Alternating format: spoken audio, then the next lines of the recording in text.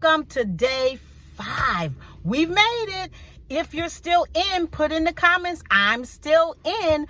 So on day 5, we're going to create just a little bitty, itsy bitsy, teeny emergency fund. What does that mean? Just like in case you need a couple, $2 or $3 to last you for 3 or 4 days, that's what we're going to concentrate on.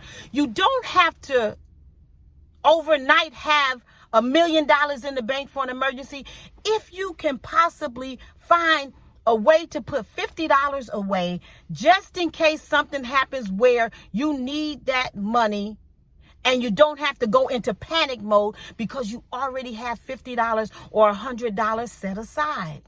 Something might just come up that you never, ever dreamed would come up, and then you'd have the money. Like a car repair, like you might need to get your oil changed and you don't even realize that it's time to get it changed. If you have that $100 set aside, then you won't go into panic mode. You may have to pay for a prescription that you had no idea that would cost you $25, but then you'd have the money set aside.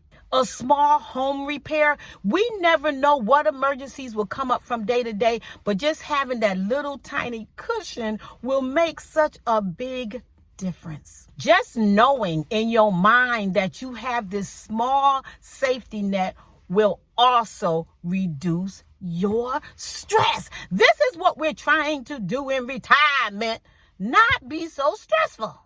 And then you'll also feel like you're in control of your own life.